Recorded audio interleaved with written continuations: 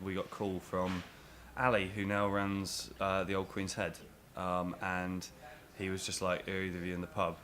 And we were like, "No, we're on tour." And he was like, "That's good because it's on fire." And we went, "Fuck."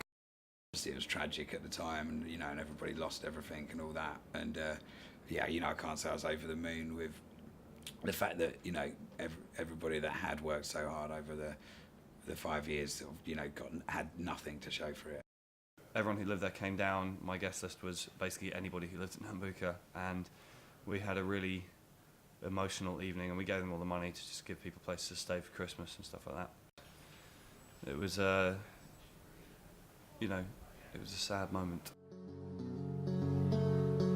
Photographers, and tonight I'm playing another Nambucca show. Just went in there on a Sunday, and it was like this big empty pub, and the bar manager said he'd just taken it over, and we stayed in there all day drinking, and not one person walked through the doors. And we had a skateboard, and we were skateboarding around the pub, and the bar manager seemed pretty cool, and he just it just blew my mind. It's such a big pub with no one in it. And so I knew Dave kind of on the party scene, just sort of hanging out here and there. And when I was really fucked off about all of this thing, coming back from tour, I knew that Dave had opened up a pub in North London called Nambucca.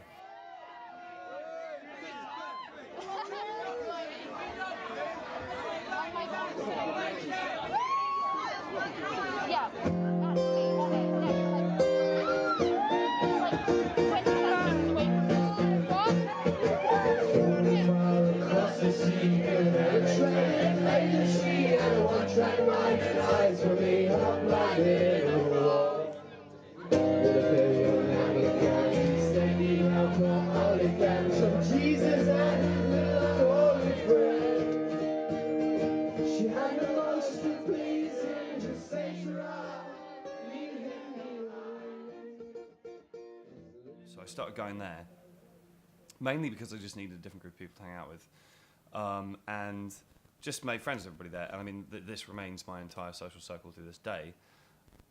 It was always a bit of a running joke, though, that I was the musical odd man out from the Nambucca scene, because they were running Club Frog at the time, Club Enemy, all that kind of thing, and it was all about, Cuz, Chief Strokes, Libertines, Baby Shambles, all that kind of thing, all bands that I really don't like. And I was the guy who was in a weird hardcore band who none of them liked. And so we were all friends socially, but it was always a bit of a joke that, none of them ever came to my gigs, and I never really went to their gigs. That's where I first met Jay, and I remember some crazy night. I think the Rocks were playing, and Jay was there, and we, kind of became friends. And then the following Saturday, we were playing Fiddler, because he put us on at Frog, which was a fantastic night they used to have there.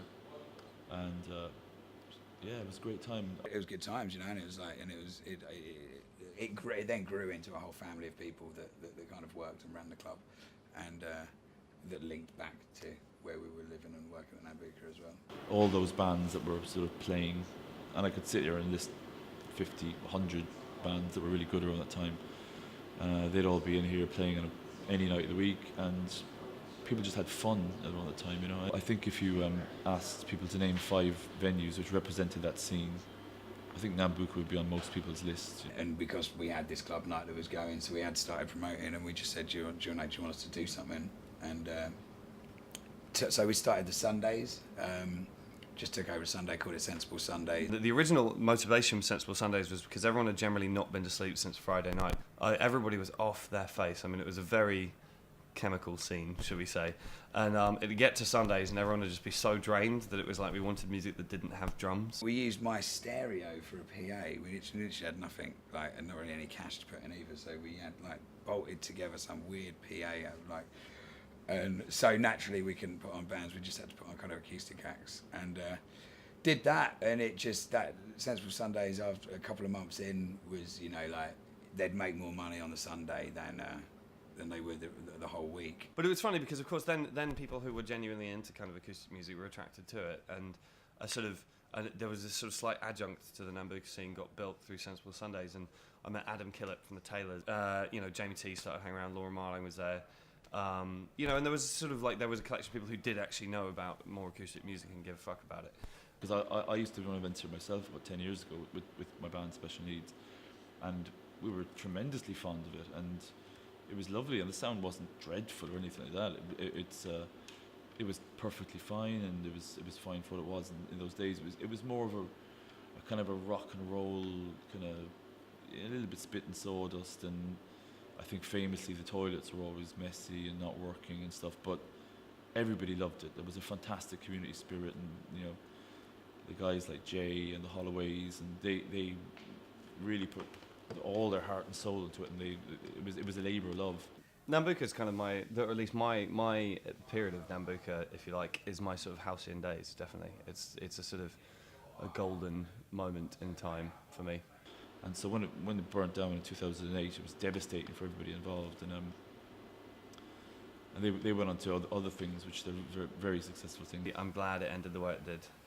That sounds like a weird thing to say, but it kind of put a full stop on things. The scene didn't peter out. Do you know what I mean?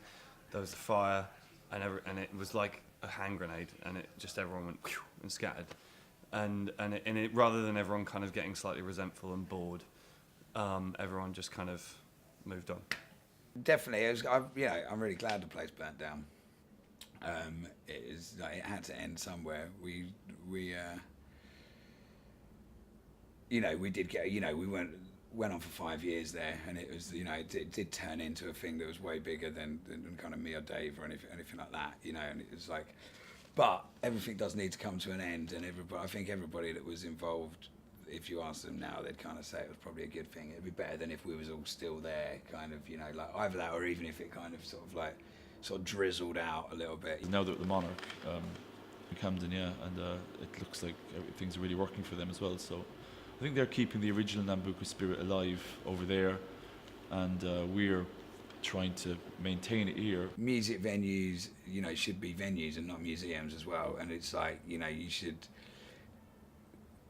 It's not about what was. There's kids out there that are probably making new sounds and having their own. The reason that Nambuka worked so well is because it was, it was our thing, and we was young and we did it, and it wasn't like living off like the kind of list of bands on the wall that has played there or anything like that. It's like, it was fresh, and it was now. Overall, I wouldn't want it to be called anything else, because it is Nambuka. This is the place where I smashed a pint glass over my head drunkenly 10 years ago after a row with my girlfriend. And this is the place where I played with a band in front of 300 people. And I guess I'll go back at some point, but it's less political now. But it's not what it was. Do you know what I mean? To me, the word Nambuka doesn't represent a building. It represents a time and a group of people. And as soon as it wasn't that group of people running the place, then I'm not really interested in it. Although it was a bit of a bone of contention with some people, because there was a theory that maybe we were trying to capitalise on the past former glories that other people had built up. There was a bit of promotion for the place going on using my song and stuff like that, which I was a little uncomfortable about. If anything, it was the intention of trying to keep that alive and act as a tribute to those people. That deserves a documentary in itself. That road is a very important place, and and it's tragic what they're doing to that. And again, that's a larger story about what is happening to London, and it sucks. It's also you've got to factor in that particularly small venues, running small venues has always been and will always be a close to the line business model, and they're always going to come and go. And if you take the time to go back and look at, I was looking at tour schedules for the Levellers when they first started out in like the late 80s, early 90s. None of those venues are still around anymore. There's like maybe 1 in 10 of them is still there, probably under a different name. It's funny you mentioned the 12 because only yesterday I was thinking about a gig that happened there only about 7 years ago, where you had Jamie T and Adele and some other big artists who I can't even remember who it was. I think it was Laura Marling actually. That little room hosted those 3 artists, hugely famous artists now. And so where are these guys going to play in future? It's like we're kind of burning down the foundations. But new ones will open, and and it's not about sort of like there's got to be an exciting thing going on in London right now where kids are opening up a thing, and maybe concentrate on that. That's where it should be at. It doesn't really matter how successful or popular the venue is or how much history it has. If developers want to get their grubby hands on it, they're going to do it. And I think there should be more protection towards venues. Like, I mean, Madame Jojo's is a prime example, because that place is always busy. Like, it's easy when venues to shut for everyone to be like, oh, it's a legendary venue, blah, blah. Maybe they was, like, at the end of the day, they've still got to do the figures for to be able to stay open. You still need to put the shows in.